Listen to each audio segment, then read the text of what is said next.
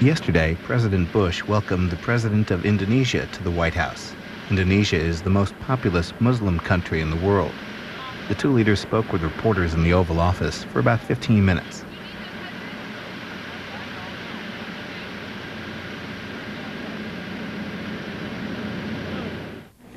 And it's my honor to welcome you back to Washington and to the Oval Office as President of your great nation. I look forward to having a very good discussion about our relations, as well as what we're going to do as people who love freedom about terrorism. I want to thank you very much for your strong statements of support for the American people and your strong statement against terrorist activities. It meant a lot to us. You represent the nation with the most Muslim people in the world. I have made it clear, Madam President, that the war against terrorism is not a war against Muslims, nor is it a war against Arabs. It's a war against evil people who conduct crimes against innocent people. And so welcome to Washington, D.C. I look forward to a long discussion. I appreciate so very much your vision for your very important country. Welcome. Terima kasih, Mr. President. Izinkan saya berbahasa Indonesia. Thank you, Mr. President. I will speak in Indonesian. Saya merasa sangat terhormat menjadi tamu Anda, meskipun dalam suatu keprihatinan yang amat sangat. I'm very honored to be your guest here today, even though we are in a moment of grief. Dan saya ingin sekali lagi atas nama rakyat Indonesia dan negara saya, rasa duka cita yang amat sangat, karena bagaimanapun juga atas nama kemanusiaan, duka cita ini milik kita bersama. I would like to express on behalf of people and government of Indonesia our deepest condolences to the American people, and then we share this moment of grief with you. Dan juga saya ingin mengucapkan terima kasih karena meskipun Amerika sedang sangat menderita, Anda bisa menerima saya dengan hormat di tempat yang sudah saya kenal ini. I also want to say thank you because even though you're having a difficult time, you're still able to meet me and this place, which I'm quite familiar with. Yes. Terima kasih sekali lagi. Again, thank you very much, Mr. President. Yes. Ron? Mr. President, do you have any reason to believe Iraq is connected with the terrorist attack? And if so, what would your response be? And could I ask your guest if she could respond to her vice president saying that the tragedy would cleanse the sins of the United States? First, let me... anybody who harbors terrorists needs to fear the United States and the rest of the free world. Anybody who houses a terrorist, encourages terrorism, will be held accountable.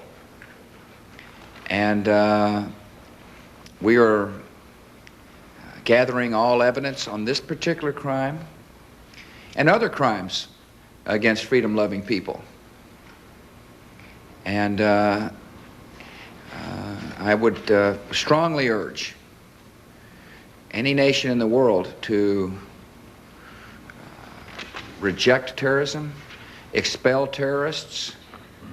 I would strongly urge the Taliban to turn over the Al-Qaeda organizers who hide in their country. We're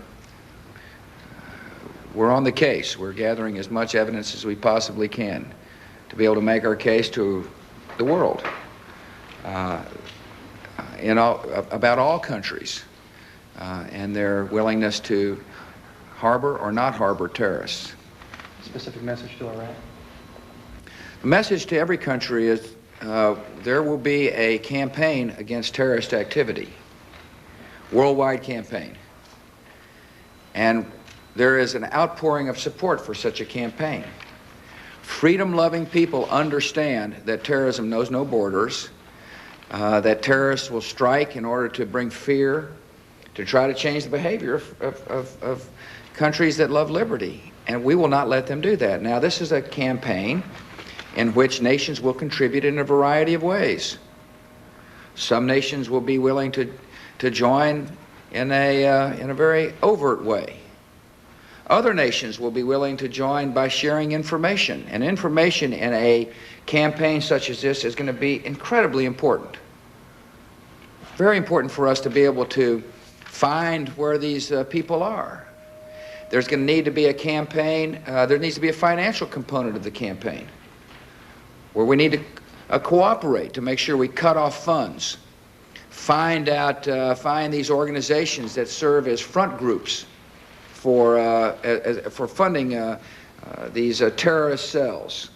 And so my message to all nations is we look forward to full cooperation.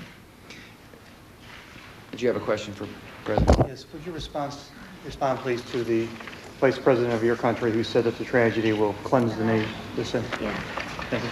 Setelah saya mendengar dan melihat apa yang terjadi di New York dan juga di Washington ini, maka saya segera mengirimkan suatu statement mengutuk kejadian yang memang bukan bagian dari kemanusiaan itu sendiri. Dan juga saya mengirim surat kepada Presiden Bush menyatakan rasa keprihatinan dan duka cita bangsa kami, sehingga itulah merupakan suatu statement yang kami berikan. After I heard and witnessed and saw what happened, the tragic events in New York and Washington, immediately issued a statement which strongly condemns these attacks, which were very inhumane.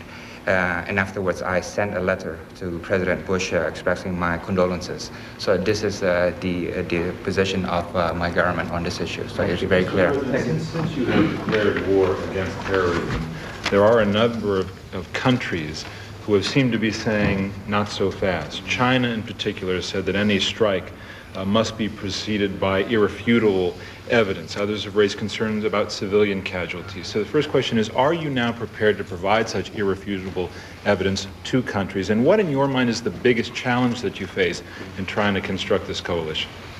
Well, first of all, we'll do what we need to do to achieve the first objective of a long campaign. And the first objective is to bring people to justice who we feel like committed this particular set of atrocities, and to hold the organization accountable and to hold those who harbor them accountable. That's the first objective of a very long campaign. David, I think that the real challenge for America and our allies in this effort is to do a couple of things. One, condition the world, starting with our own country, that this will be a different kind of battle, a series of battles, that they will be fought visibly sometimes, and sometimes we'll never see what may be taking place. And that we fully understand that some nations will be comfortable supporting overt activities, some nations will be comfortable supporting covert activities, some nations will only be comfortable in providing information, others will be helpful and only feel comfortable helping on financial matters. I understand that. Thirdly, that as the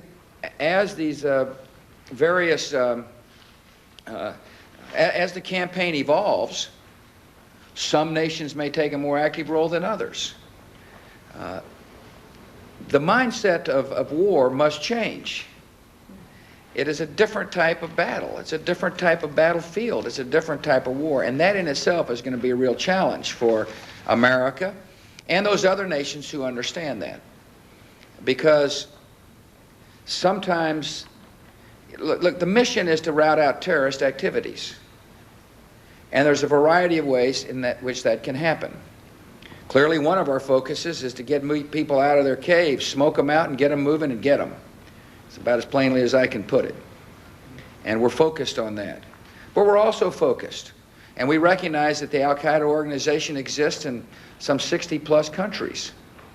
And we're beginning to work with other nations that are receptive to the notion of fighting terrorism and say, help us round up these people. you can play a constructive role. We fully understand that certain NGOs, non-governmental organizations, serve as fronts, as a funding mechanism for terrorist organizations. We expect there to be activity on those fronts as well. So the challenge is to redefine the terms of the conflict, the campaign, in a way that the leaders understand and in a way that the people of the world understand. There's a certain impatience with war of the past. People demand a certain clarity of a specific battlefield. But this is the first. This is a new type of struggle. It's really the first series of battles in the 21st century. Again, I repeat, terrorism knows no borders. It has no capital, but it does have a common ideology, and that is they hate freedom, and they hate freedom-loving people, and they particularly hate America at this moment.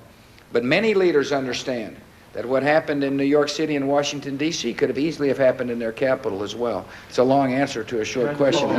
Do you, to your mind, have irrefutable evidence that links al-Qaeda and specifically Osama bin Laden to these attacks? When we take action, we will take action because we believe that because we know we'll be on the right.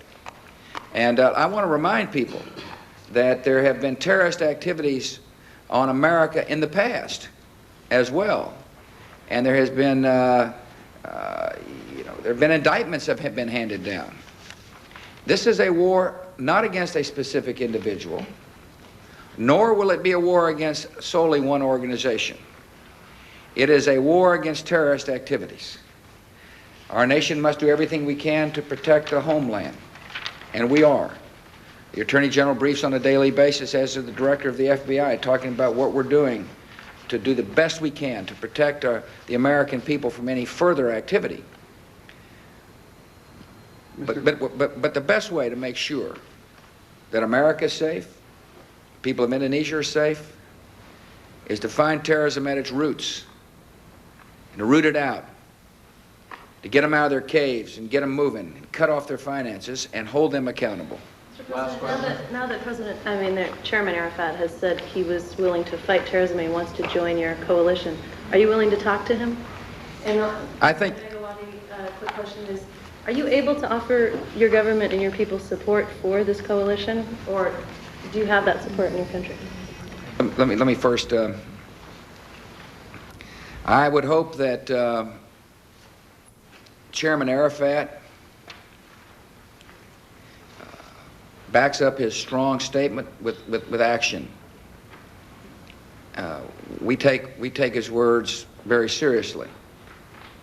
That he is interested in doing everything he can to reduce terrorism and violence in the Middle East. That was a very positive statement he made, and I hope he stays focused on achieving the goal he stated. And I think, and so to that end, our administration and our government is continuing to talk to Chairman Arafat to encourage him to live up to his words, and at the same time working with the Israelis to encourage them to seize the moment. Progress is being made. Madam President, I said at the time, through my tears, I see opportunity. One of the opportunities I saw was the ability not only for freedom-loving nations to come together to say resolutely we will fight terrorism, but I felt like there would be this event may shake up the attitudes of the Middle East, where people would end up resolving to show the world that there could be peace there as well.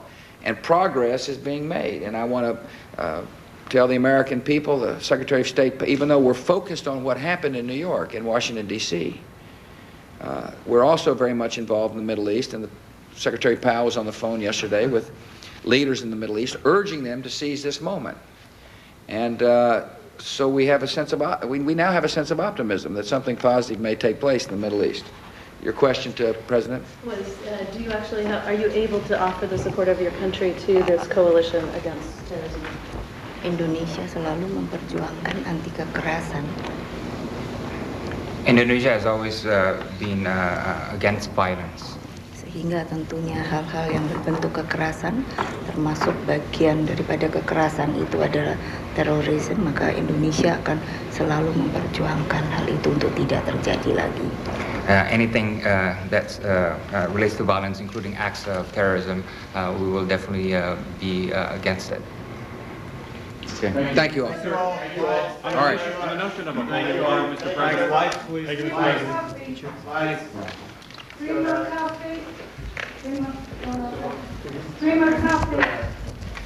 Also yesterday, Secretary of State Colin Powell met with Russia's foreign minister to discuss support for a U.S.-led